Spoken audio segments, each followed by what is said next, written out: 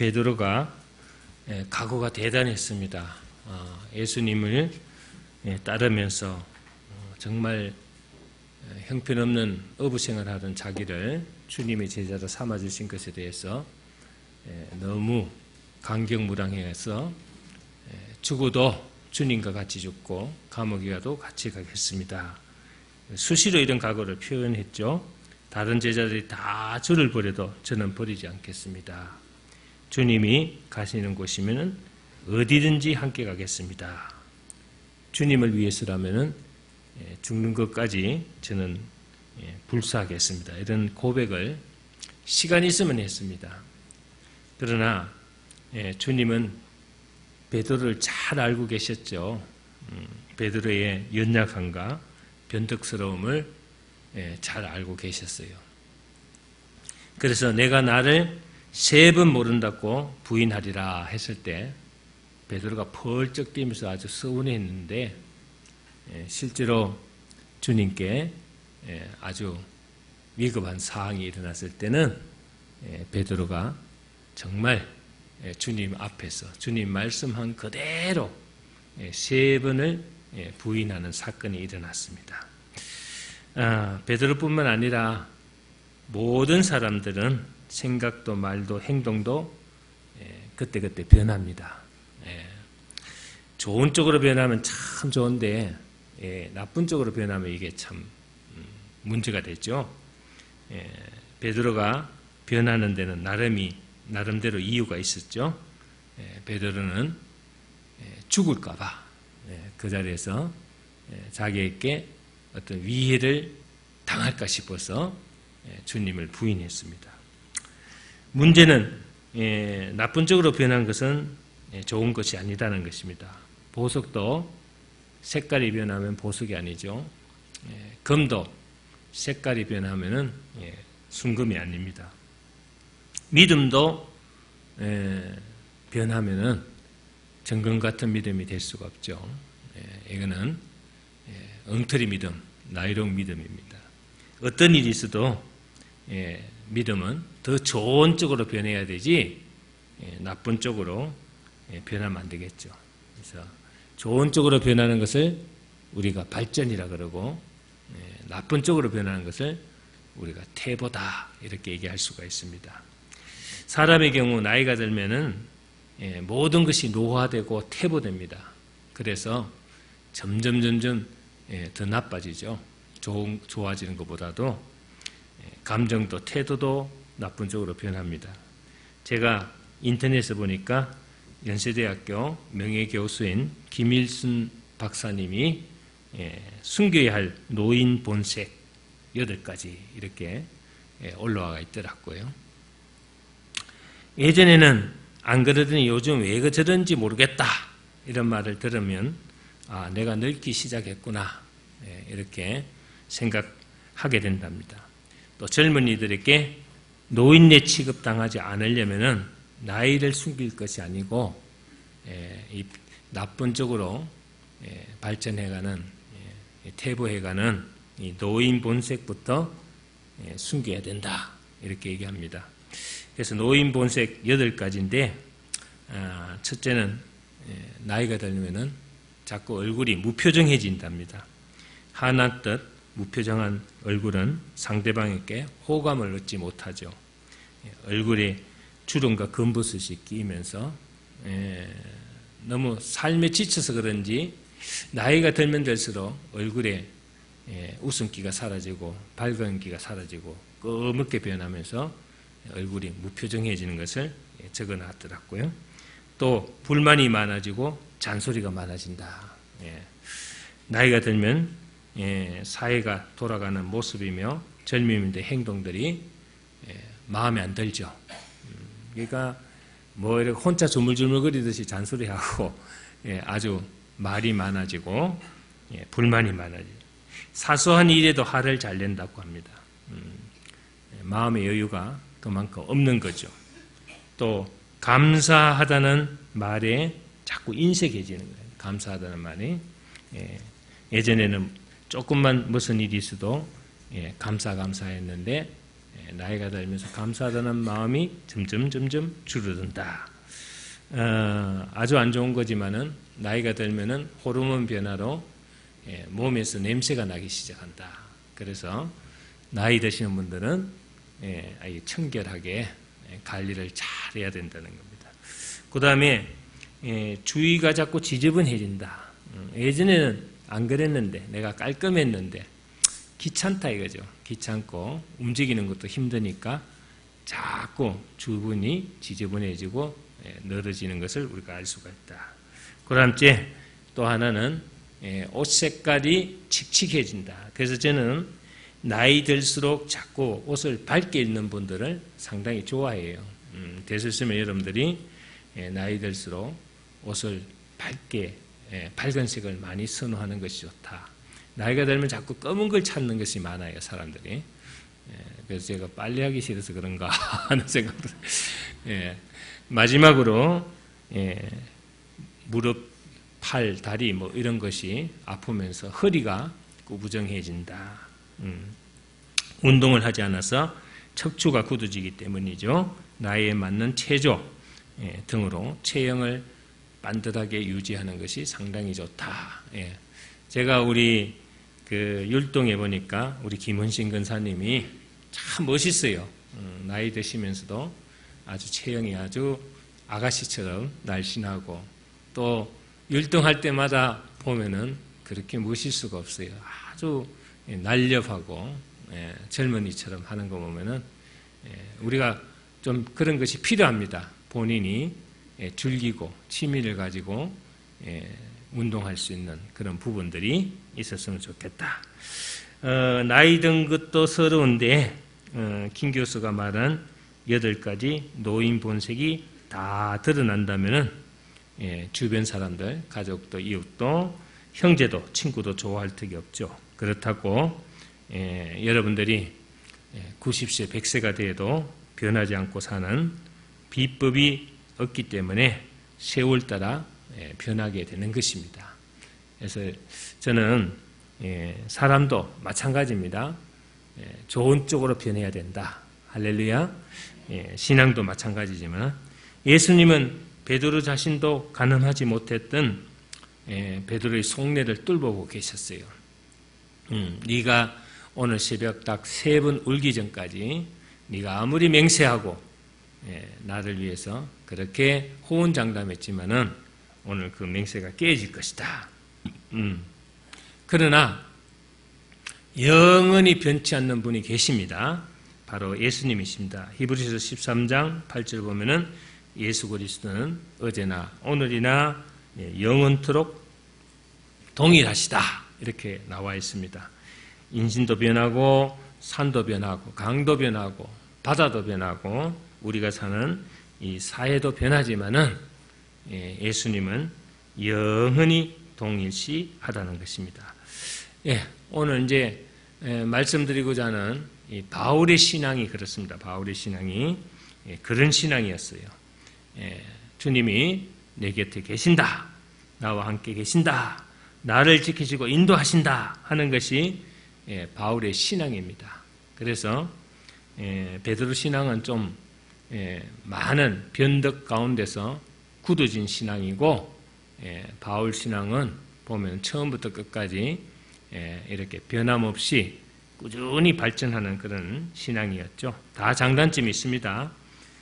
그래서 오늘 바울이 하는 말이 만일 하나님이 우리를 위하시면 누가 우리를 대적하리요 그랬습니다. 그래서 저는 오늘 제목을 우리를 빼고 나를 위하시면 나를 위하시면 좀 주관적이 되면은 여러분들이 조금 더 관심을 가질 것 같았어요. 우리 그러면은 좀 포괄적이니까 에이 하고 그냥 관심을 안 가는데 나 이러면은 그냥 나 중심이니까 좀 더 들여다볼 싶어서 나를 위하시면 하고 제목을 붙였습니다.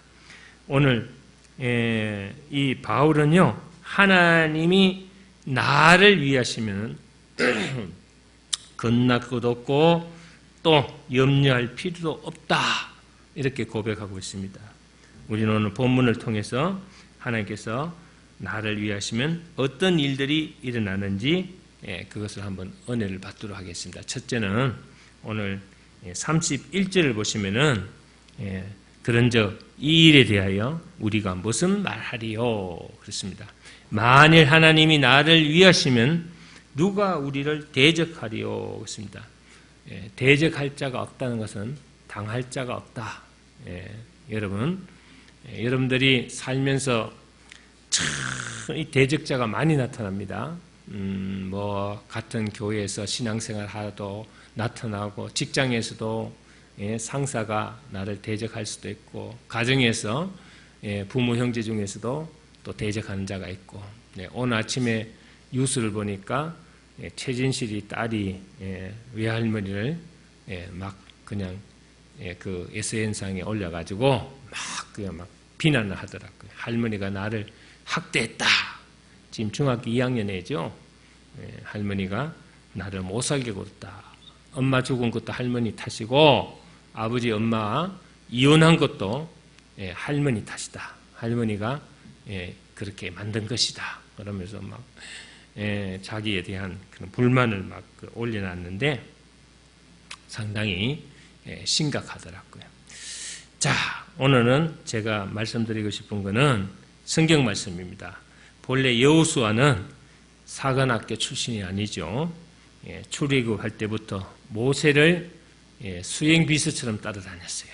그러면서 여호수아는 모세의 하는 행동 하나하나를 잘 봤습니다. 하나님 섬기는 거, 하나님을 위해서 신앙생활하는 거 잘 봤습니다. 그리고 모세가 죽고 난 뒤에 이스라엘 민족을 가나안까지 인도할 책임을 맡고 가나안을 점령했죠.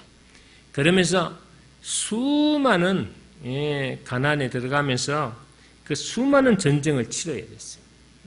전쟁을 치르고 가나안에 있는 원주민들하고 싸움도 해야 되고 여러 가지 일들이 많은데 그때마다 여호수아는 백정백승했어요. 백정백승. 이 백정백승 그러면 다윗도 생각나는데 이 사람들의 그 승리의 비결, 그 승리의 비결은 단 한 가지입니다. 그것은 하나님이 함께 해주셨고 또 하나님이 다윗이나 여호수아의 손을 잡아줬다는 거예요. 손을 들어주셨다는 거예요. 그래서 백정백승했다. 그래서 여호수아 1장 9절에 보면은 내가 어디로 가든지 내 하나님 여호와가 너와 함께 하리라. 아멘입니까? 여호수아가 여리고성을 점령할 때도요. 하나님 말씀대로 첫날은 한 바퀴 돌고 둘째 날은 두 바퀴 돌고 셋째 날은 세 바퀴 돌고 일곱째 날 7바퀴 돌았습니다. 그러자 그 성이 와르륵 무너졌습니다. 여호수아가 짠 전략이라면은 1000번 만번 여리고성을 돌아도 안 무너질 거예요. 그런데 하나님이 함께 하셨기 때문에 하나님이 도와주셨기 때문에 하나님이 말씀하셨기 때문에 그대로 했기 때문에 하나님 역사가 일어난 거예요. 그래서 모세도 그랬고 사무엘도 그랬고 다윗도 그랬습니다. 하나님이 함께 하시고 한편이 되시면은 당할 자가 없다는 것입니다. 할렐루야. 그래서 여러분들이 하나님이 우리를 위하시면 나를 위하시면 당할 자가 없다. 이걸 여러분들 고백하셔야 돼요.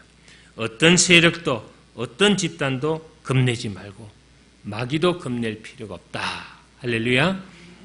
예전에 제가 책을 여기 와서 제일 먼저 써낸 게 노란 책입니다. 노란 책.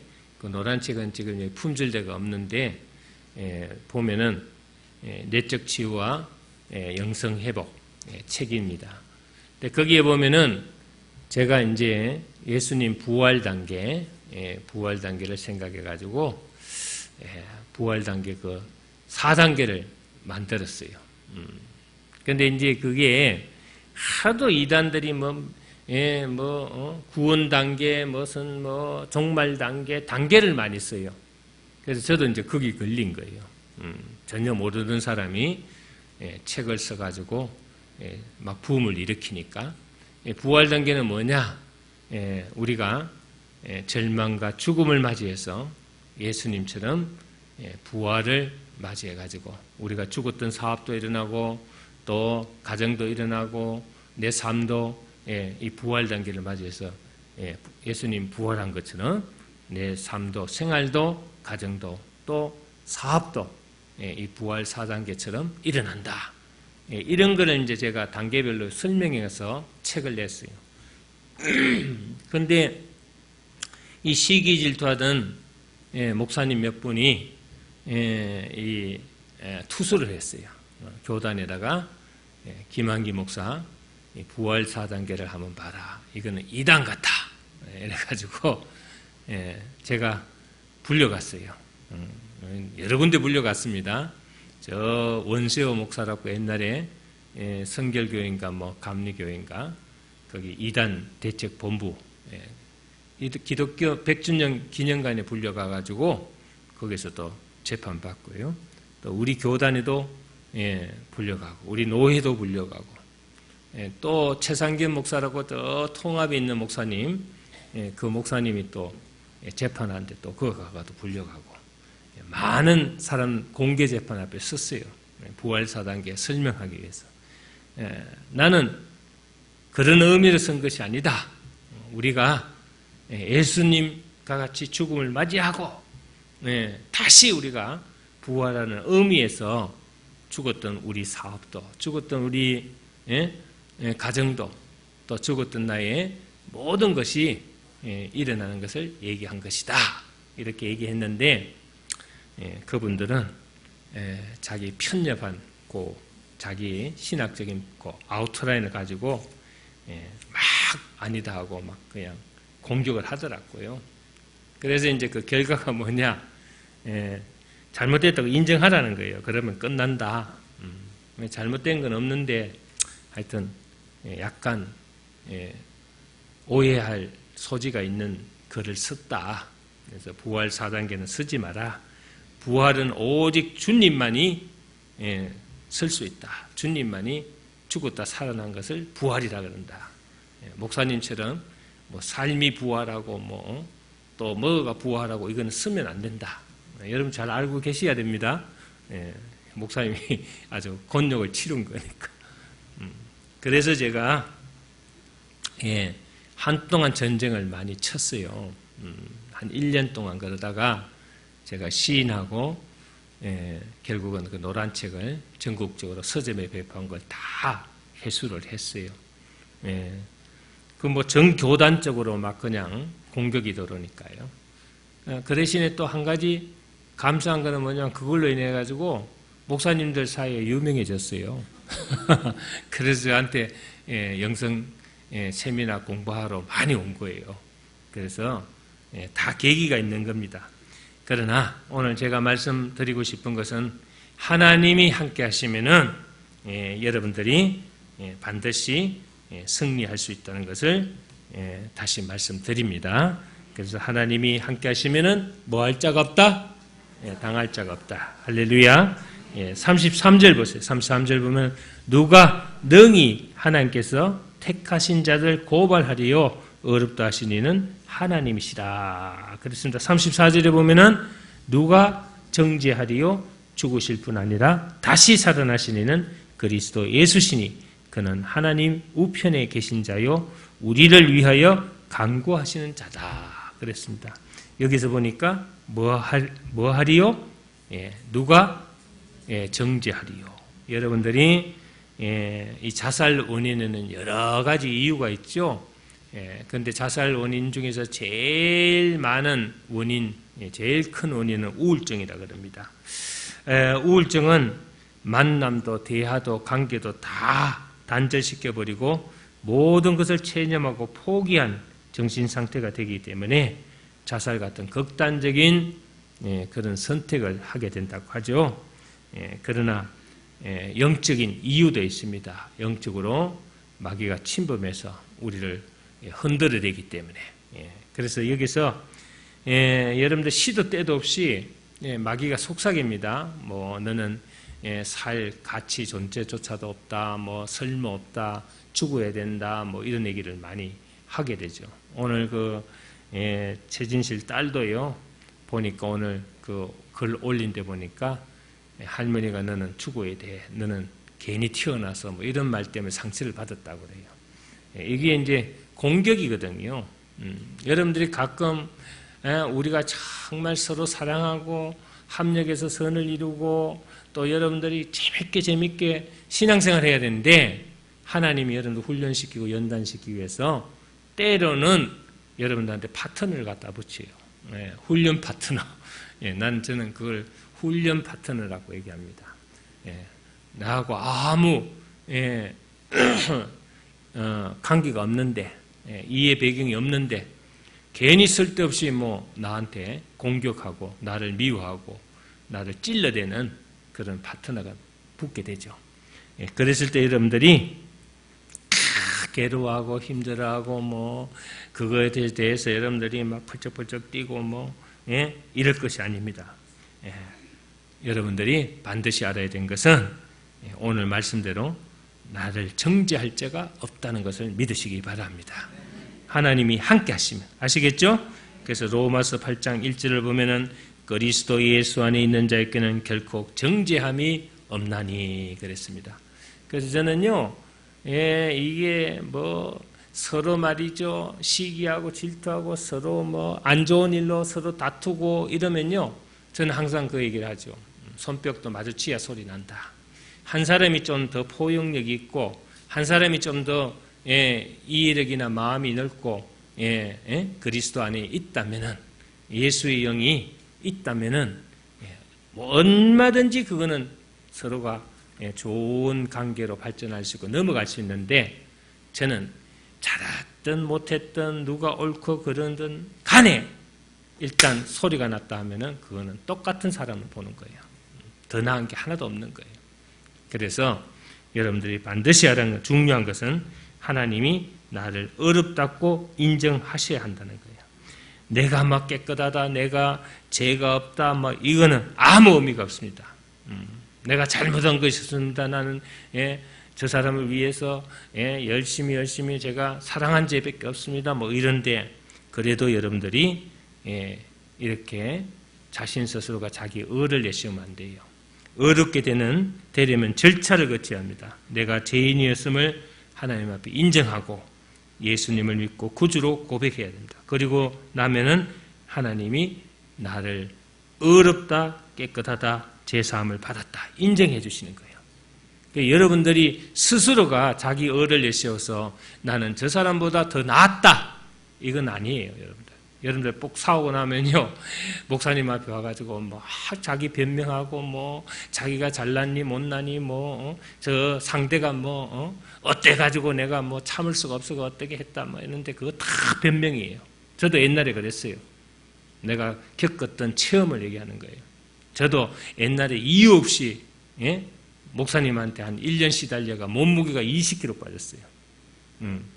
그래가지고 막 그냥 경찰에다 고발하고 검찰에다 고발하려고 말이죠. 막 녹취록도 뜨고 막 그냥 다 그냥 준비해가지고 가기 전날 밤에 딱 기도하는데 하나님이 네가 세상 법으로 할 것이냐 내 법으로 할 것이냐, 네가 세상적인 방법을 택할 것이냐 내 방법을 택할 것이냐.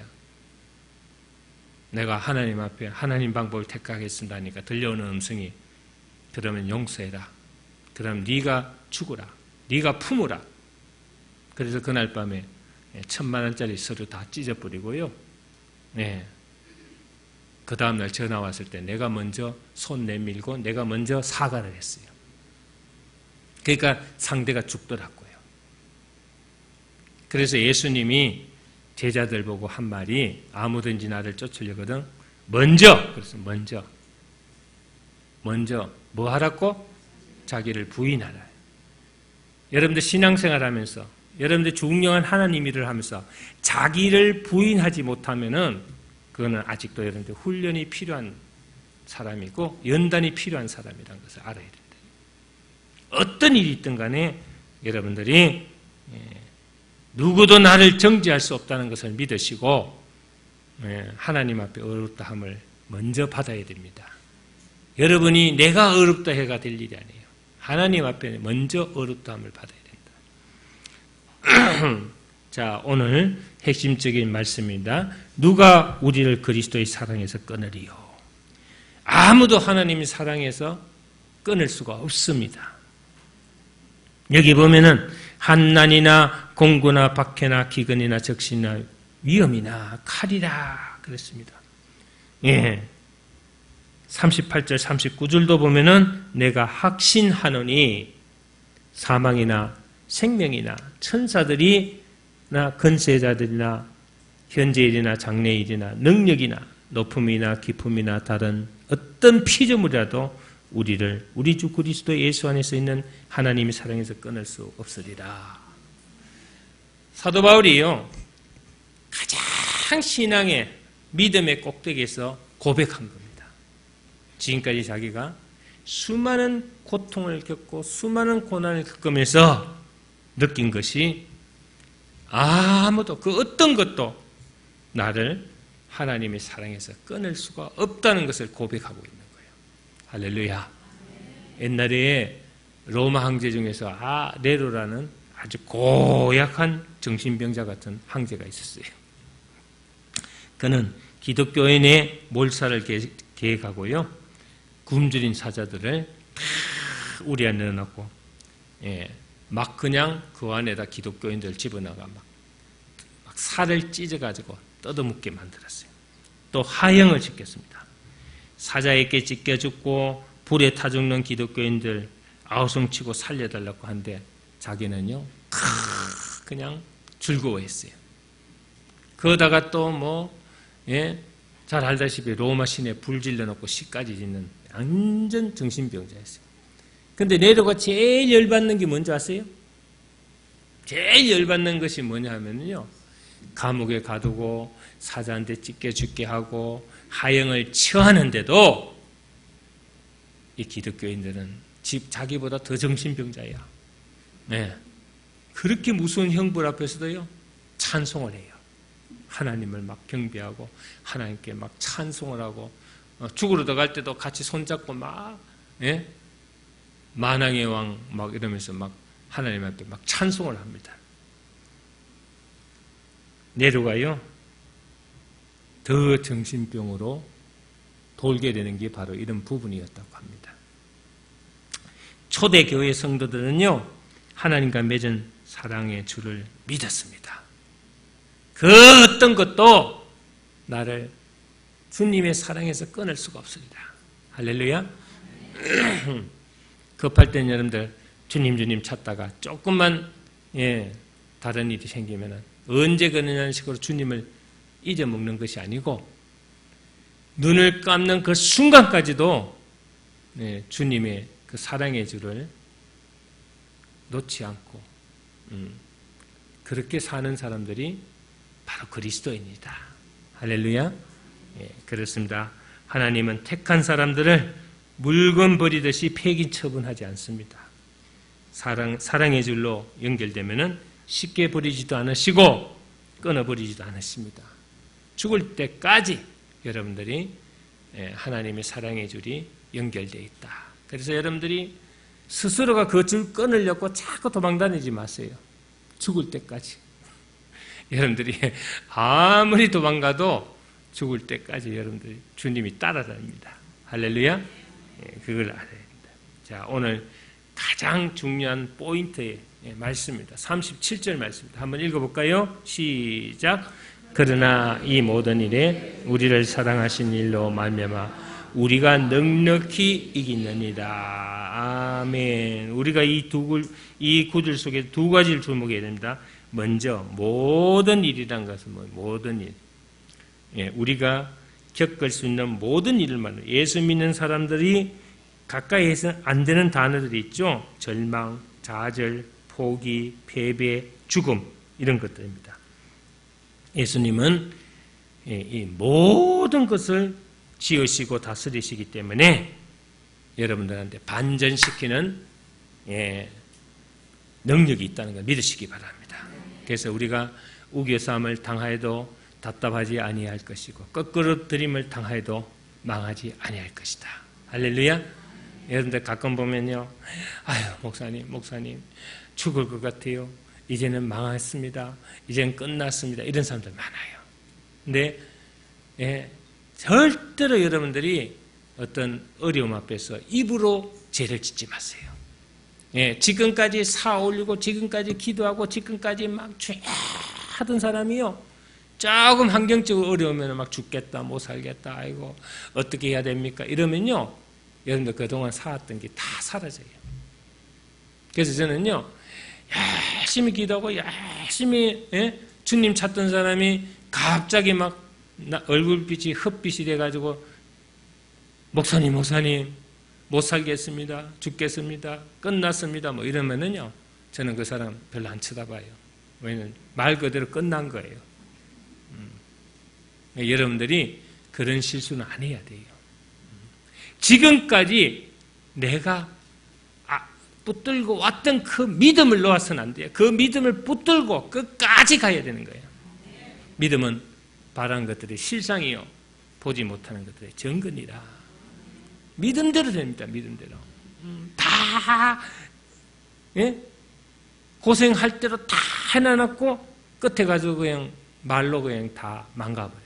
그래서 여러분들 잘해야 됩니다.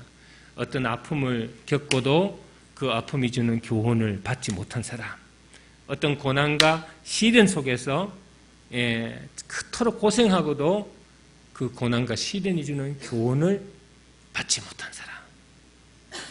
저는 예전에 배고픈 시절이 있었어요. 잠깐 동안이지만은 그 배고픈 시절에 제가 정말 눈물 젖은 빵을 먹는 사람 심정을 알았어요. 그렇기 때문에 오늘 내가 사역을 하고 있는 거예요.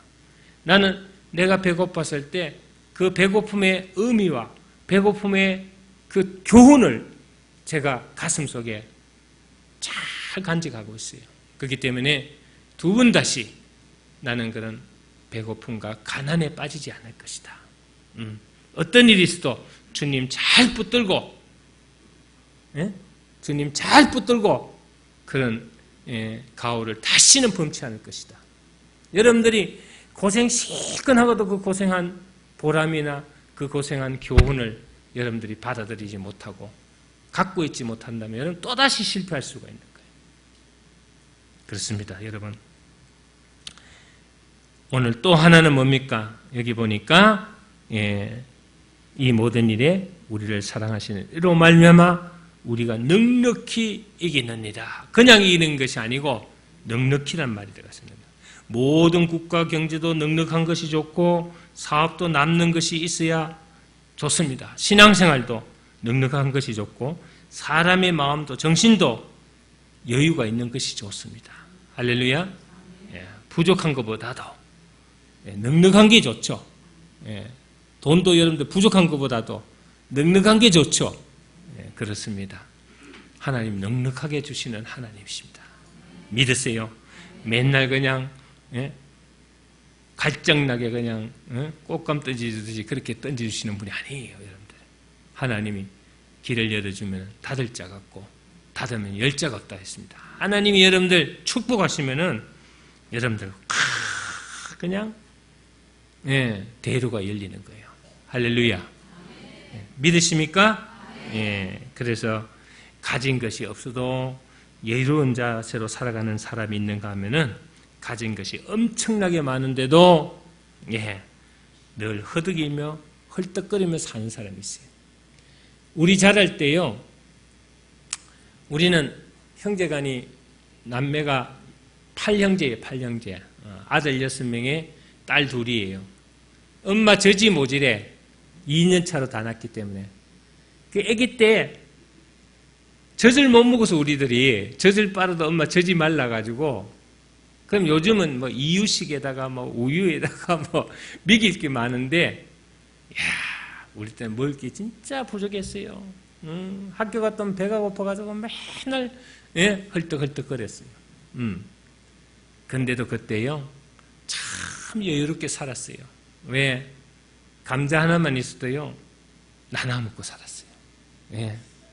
서로요. 동생 먼저 반 쪼개가 주고. 그게 우리 아직도 남아있어요. 아직도. 지금도 우리가 뭐 좀 생기면요 동생 생각해요. 뭐 나눠주고 싶고 갖다 주고 싶고, 그렇게 애들이 많고 그렇게 묵고 살기가 어렵고 그렇게 서로 환경적으로 열악했지만은 마음의 풍요로움과 여름을 가지고 살았는데, 지금은 각박합니다. 여러분, 먹을 게 지체에 깔려 있고요, 여러분들이 환경적으로 넉넉하지만은 나눠 먹는 거 없습니다. 옆에 사람 생각 안 합니다. 자기 욕심만. 예수님은요, 우리에게 어떤 사랑을 주셨어요? 아무 조건 없이, 그걸 아가페 사랑이라고 합니다. 아무 조건 없이 우리의 죄와 허물을 위해서 자기 자신을 내놓았어요. 생명까지도 내놨어요. 그게 우리 기독교의 이타적인 사랑이에요. 이타적인 사랑.